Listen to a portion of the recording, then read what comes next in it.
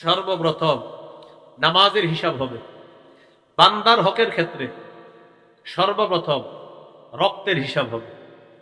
আপনি একজনকে হত্যা করছেন, এই হিসাব হবে বান্দার হকের হিসাব সর্বপ্রথম কিয়ামতের মাঠে।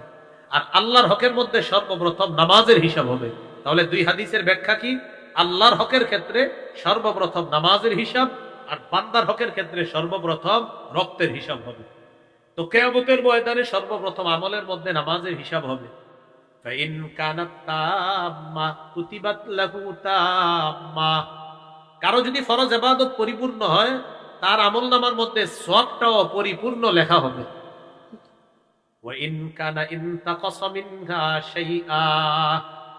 কারো যদি ফরজ ইবাদতের মধ্যে ঘাটতি থাকে, আল্লাহ ফেরেশতাদেরকে বলবেন, দেখো তো নফল ইবাদত আছে কিনা।